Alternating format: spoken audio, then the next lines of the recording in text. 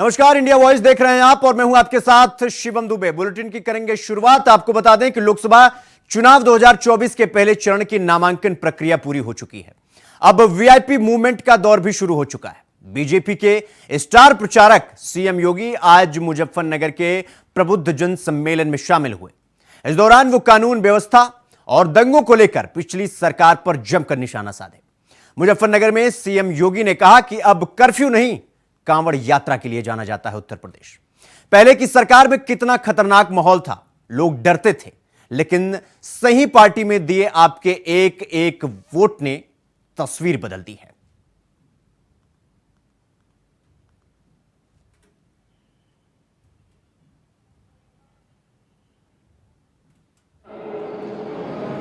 एक वोट की कीमत आपकी कितनी होती है? एक वोट वह देश की तकदीर को भी और देश की तस्वीर को भी बदल सकती है। आपका एक वोट जब गलत हाथों में जाता था तो मुजफ्फरनगर में महीनों कर्फ्यू लगता था। आपका एक वोट सही हाथों में गया तो मुजफ्फरनगर अब कर्फ्यू नहीं, कांवड़ यात्रा के लिए जाना चाहता है।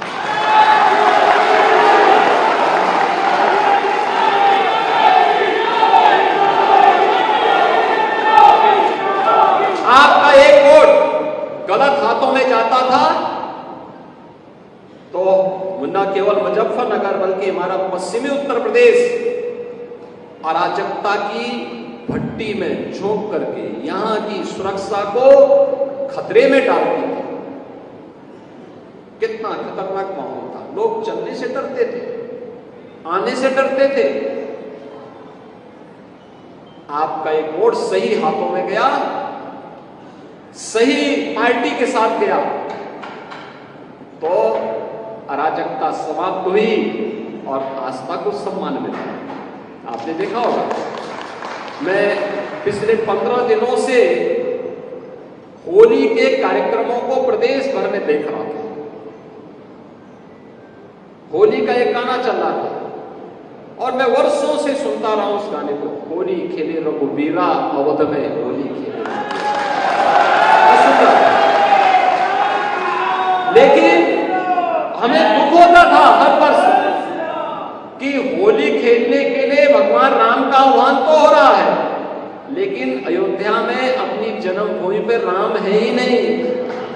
500 वर्षों के बाद आपके वोट ने आपकी आस्था को सम्मान दिला दिया। अयोध्या में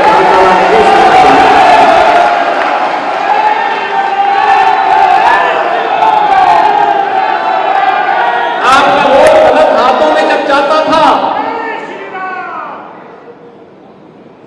तो वह गलत हाथ रंगदारी वसूली करता था, लेकिन एक वोट सही हाथों में गया, सही पार्टी के साथ गया तो परिणाम क्या है? अब रंगदारी नहीं, अब पीएम स्वनिधि योजना के माध्यम से स्ट्रीट वेंडर और व्यापारियों के लिए भी लोन के रास्ते खुले हुए हैं। एक बार नहीं, 2 बार नहीं, 3 बार नहीं, यूपी के अंदर अब तक 18 लाख स्ट्रीट वेंडर को पीएम स्वनिधि योजना में ऋण की सुविधा उपलब्ध हुई है। तो प्रबुद्ध जन सम्मेलन में सीएम योगी शामिल हुए और इस कार्यक्रम को संबोधित करते हुए उन्होंने उत्तर प्रदेश की कानून व्यवस्था से लेकर तमाम मुद्दों को लेकर विपक्ष की सरकार या मौजूदा सरकार जो पूर्व में सरकार रही है, सपा सरकार को लेकर के उन्होंने घेरने की कोशिश की। खबरों में आगे बढ़ेंगे। आपको बता दें कि रांची में सीता सोरेन ने सवाल उठाए। दुर्गा सोरेन की मौत पर सवाल उठाए गए हैं। कई बार सीएम सोरेन से जांच की मांग की गई है और इस मामले में कोई भी ध्यान नहीं दिया गया है। तो इस वक्त की बड़ी खबर हम आपको बता रहे हैं, दुर्गा सोरेन की मौत पर सवाल उठाए गए। कई बार सीएम सोरेन से जांच की मांग की गई, लेकिन इस मामले में कोई भी ध्यान नहीं दिया गया। और सीता सोरेन ने ये सवाल उठाए हैं कि दुर्गा सोरेन की मौत पर यह सवाल उठा है, जहां पर कई बार सीएम सोरेन से जांच की मांग की गई है, लेकिन इस मामले पर कोई ध्यान नहीं दिया गया। मेरी बातों को अनसुनी करते रहे, ये कहना है सीता सोरेन का। कई ऐसे कामों को जो मैं झारखंड मुक्ति मोर्चा में रह करके भी नहीं करने पाई, उन कामों को मैं आप सबके सामने मैं बताना चाहूँगी। आदमगढ़ प्रतिमा जो मैं जामा मोड़ में कई साल से लगाना चाह रही थी, उसमें मैंने हेमंत जी को भी कहा था, लेकिन उन्होंने मेरी बात नहीं सुनी। इतनी सालों तक सिर्फ मैं संघर्ष ही करती रही। ये बहुत बड़ी पीड़ा है मेरे लिए, क्योंकि मेरे पति जो झारखंड को संवारने का काम किए, उनका इस राज्य में पार्टी के द्वारा कोई सम्मान नहीं किया गया। और मैंने कई बार उनके सामने अपने बातों को रखी कि उनकी मौत कैसे हुई, उसकी जांच होनी चाहिए, पर इसको भी उन लोगों ने ध्यान नहीं दिया और मेरी बातों को अनसुनी करते रहे हमेशा। तो ये बहुत बड़ा मैटर है। आज तक लोग जानना चाहते हैं कि उनकी मौत कैसे हुई, इसमें जांच की आवश्यकता है। और जिस दिन कल्पना सोरेन जी अपनी राजनीतिक कदम को झारखंड के धरती में रखे, गिरिडीह लोकसभा क्षेत्र गई, उस दिन भी स्वर्गीय दुर्गा सोरेन जी का अपमान हुआ है। सभी शहीदों का उन्होंने नाम लिए, लेकिन जिन्होंने झारखंड को संवारा, झारखंड के गरीबों का मसीहा माना जाता रहा, उनको उन्होंने सम्मान नहीं देने का काम किया। ये बहुत बड़ा अन्याय है, अपमान है। कि स्वर्गीय दुर्गा सोरेन जी का अपमान मैं बिल्कुल भी बर्दाश्त नहीं करूंगी।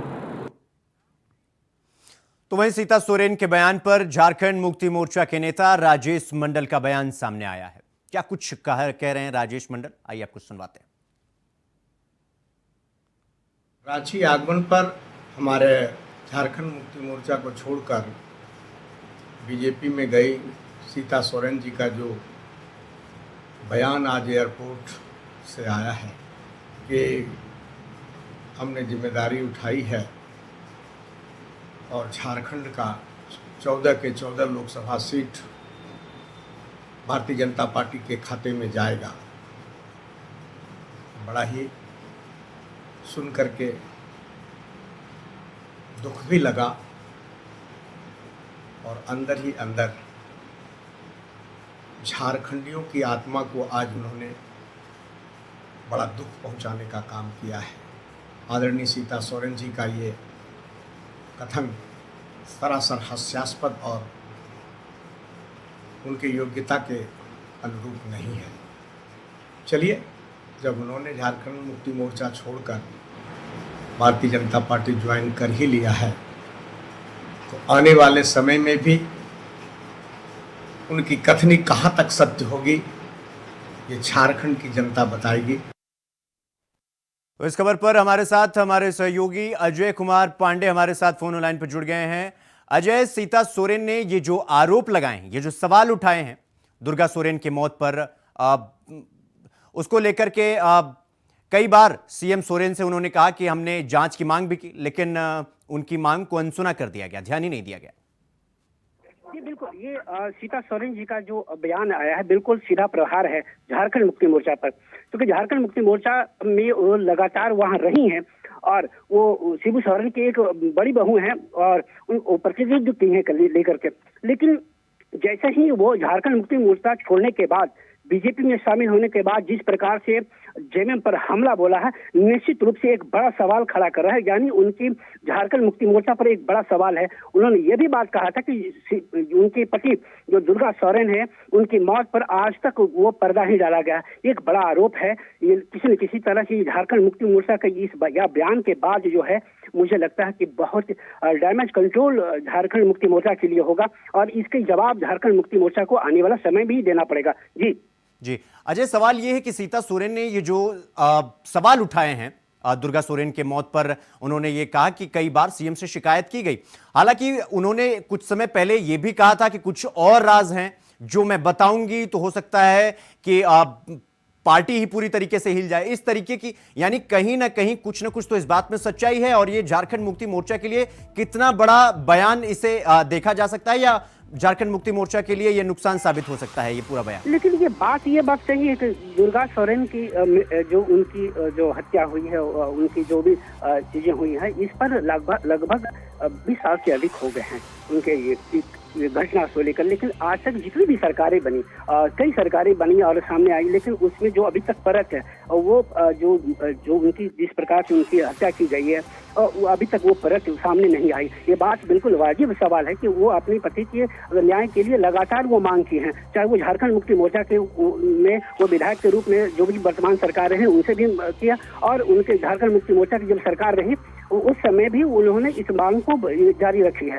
हालांकि उनकी अब ये झारखंड मुक्ति मोर्चा छोड़ने के बाद उनकी शिबू सोरेन परिवार से या झारखंड मुक्ति मोर्चा की अपनी वेदना वो अपने सामने प्रकट कर रही हैं। ये एक बड़ी बात है कि उन्होंने ये बात कहा कि जब 14 साल तक थी और मैं 14 साल में सारी चीजों को वेदना समझा, मुझे कई दुखों का सामना करना पड़ा। और उन्होंने ये भी सवाल खड़ा किया है कि मुझे ये हमेशा उनके सम्मान को लेकर, चूंकि वो झारखंड मुक्ति मोर्चा से सीनियर लीडर हैं और लगभग 3 टर्म से अधिक वहां जामा विधानसभा से वो प्रतिनिधित्व किए, वैसे में उनको नहीं सम्मान मिला। एक लंबी सवाल भी है और मुझे लगता है कि आने वाला समय झारखंड मुक्ति मोर्चा के लिए एक सवाल ये भी है कि क्या यही वजह है कि सीता सोरेन इन्हीं सब चीजों की वजह से, सम्मान की वजह से, या अपने पति के मामले में जांच को लेकर के वो लगातार झारखंड मुक्ति मोर्चा के सर्वा से कह रही थी, लेकिन उसके बावजूद कुछ नहीं हुआ? क्या यही वजह है कि सीता सोरेन भारतीय जनता पार्टी में आ गई झारखंड मुक्ति मोर्चा को छोड़? ये बिल्कुल ये सही बात है कि वो लगातार अपनी पति की मौत के बाद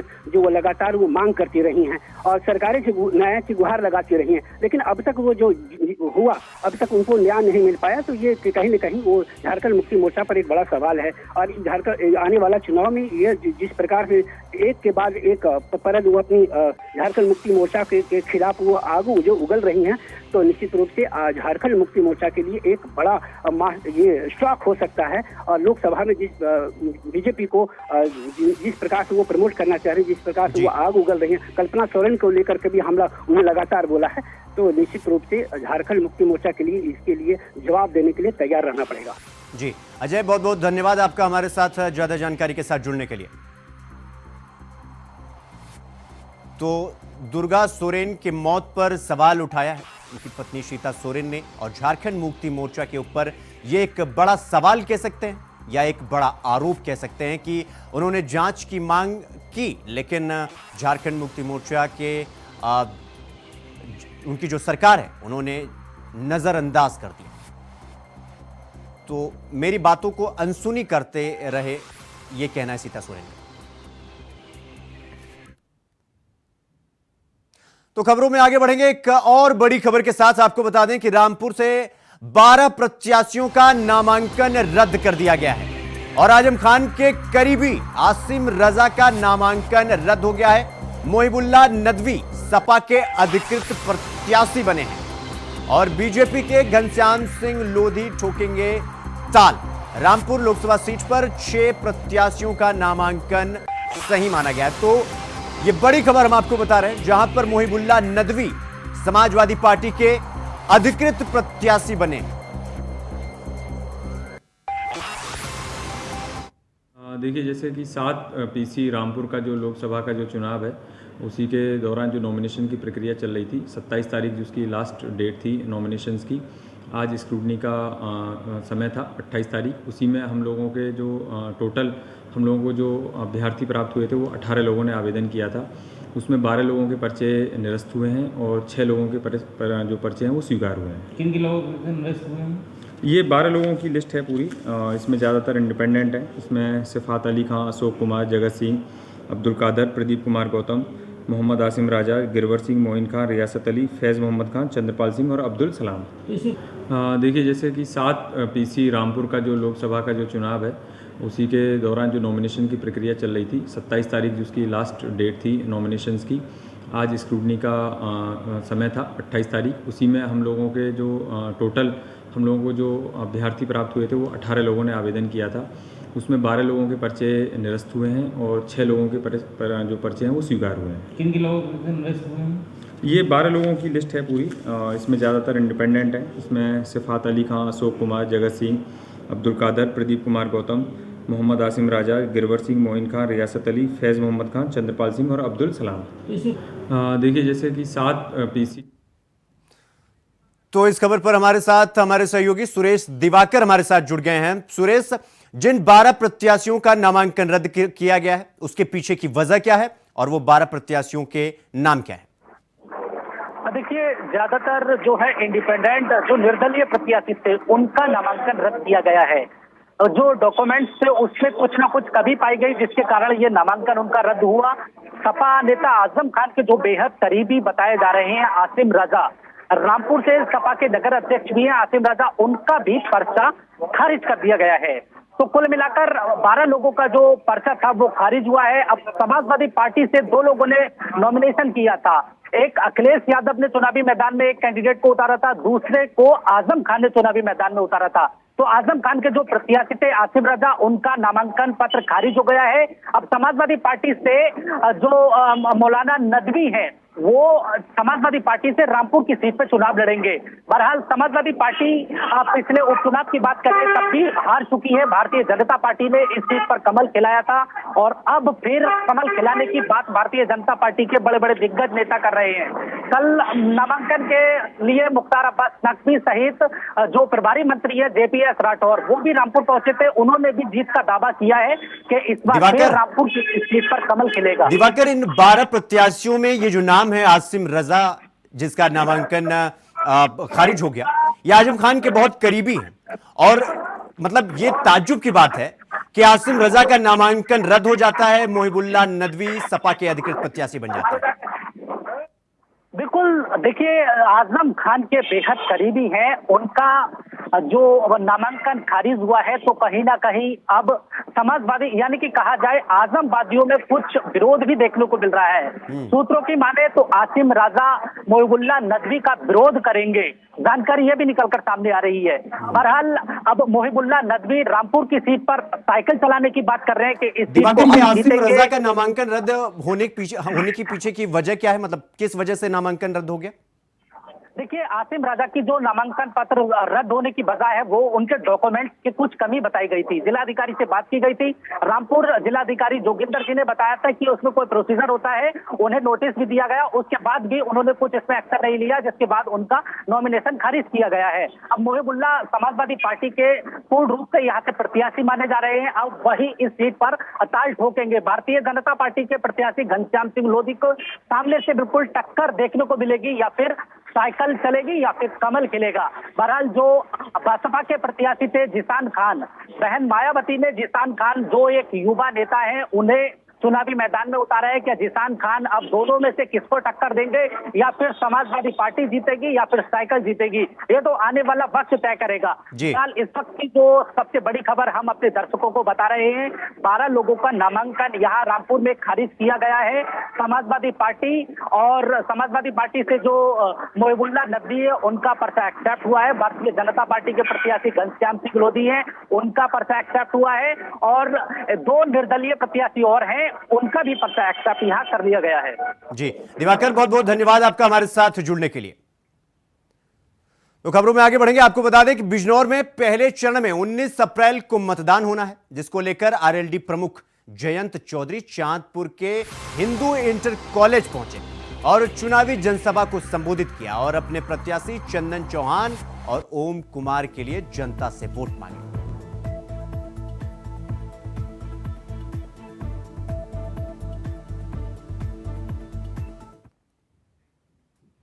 तो वहीं अमेठी के कमरौली थाना के नेशनल हाईवे पर एक भीषण हादसा हो गया, जहां रेलवे क्रॉसिंग का पतला रास्ता होने की वजह से भीषण सड़क हादसा हुआ। आपको बता दें कि 3 ट्रकों की आपस में जोरदार भिड़ंत हो गई, जिसमें 2 ट्रकों के परखच्चे उड़ गए। बताया जा रहा है कि ट्रकों की टक्कर में 3 लोग गंभीर रूप से घायल हुए हैं और पुलिस की सूचना पर पहुंची पुलिस ने ट्रक में फंसे ड्राइवर को निकलवाकर इलाज के लिए अस्पताल भेज दिया। अबे फटाक से आ यार। ये तस्वीरें आप इस वक्त देख सकते हैं, कितनी भयावह, कितनी भीषण ये तस्वीरें।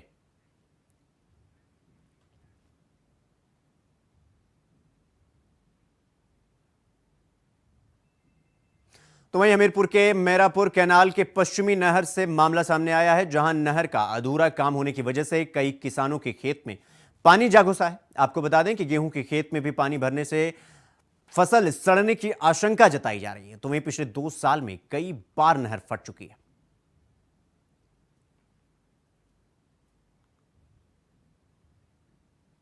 लखनऊ के हसखेड़ा पुरानी डूडा कॉलोनी से एक वीडियो वायरल हो रहा है, जहां एक युवक सरेराह अवैध पिस्टल लहराते हुए दिख रहा है और क्षेत्र में रौब गांठने की कोशिश में जुटा हुआ दिख रहा है।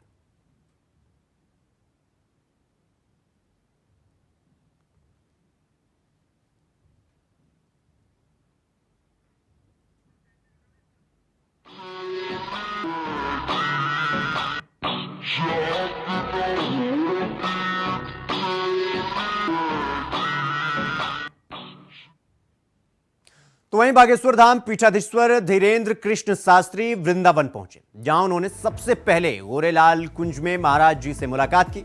इस मौके पर गोरेलाल कुंज पर उनसे मिलने के लिए लोगों का तांता लग गया। इस दौरान उन्होंने सभी श्रद्धालुओं का हाथ हिलाकर अभिवादन किया।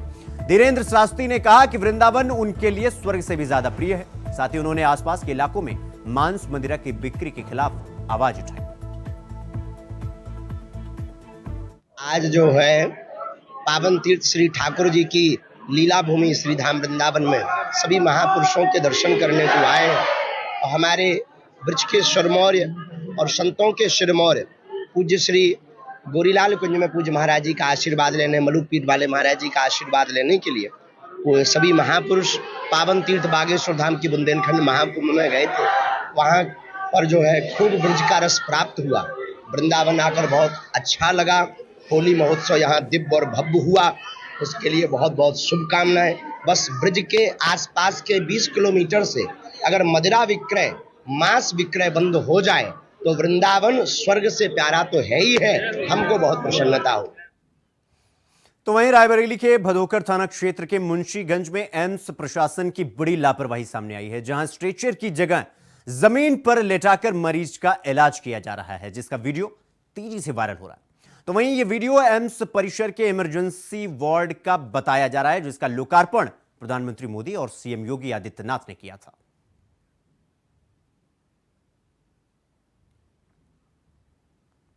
वहीं हमीरपुर में पुलिस कर्मियों द्वारा एक युवक का पिटाई का वीडियो वायरल हो रहा है। वायरल वीडियो में 2 पुलिसकर्मी एक युवक को लात घूंसों से पीटकर जबरन गाड़ी में बैठाते हुए दिखाई दे रहे हैं।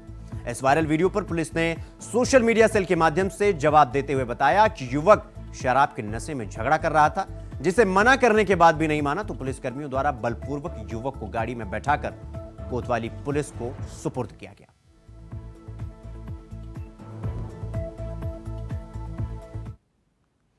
अमेठी के जामो थाना क्षेत्र से एक मामला सामने आया है, जहां लोकसभा चुनाव से पहले अमेठी में रोड शो नहीं तो वोट नहीं का बोर्ड लगा हुआ है। आपको बता दें कि ग्रामीणों ने बोर्ड में अपनी आप बीती लिखी हुई। आपको बता दें कि ग्रामीणों ने बोर्ड में लिखा है कि खानाबदोश जीवन जीने को मजबूर हैं हम। साथ ही ग्रामीणों ने बताया कि बारिश के मौसम में गांव में जाने का रास्ता नहीं रहता है और प्रधान से लेकर जनप्रतिनिधि तक शिकायत की गई, लेकिन निवारण किसी ने नहीं किया, जिसके चलते ग्रामीण मतदान का बहिष्कार कर रहे हैं।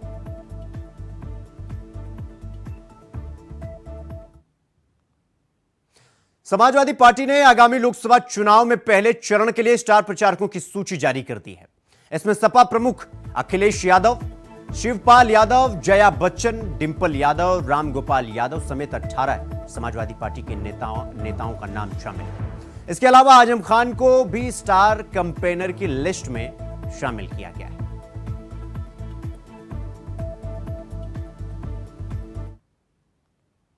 अलीगढ़ कलेक्ट्रेट में जिलाधिकारी और मुख्य निर्वाचन अधिकारी ने प्रेस कॉन्फ्रेंस की है और साथ ही यह भी बताया है कि नामांकन को लेकर जानकारी भी दी गई। उन्होंने बताया कि नामांकन की प्रक्रिया शुरू कर दी गई है। सुबह 10:30 बजे से नामांकन शुरू होगा और 3 बजे तक जारी रहेगा।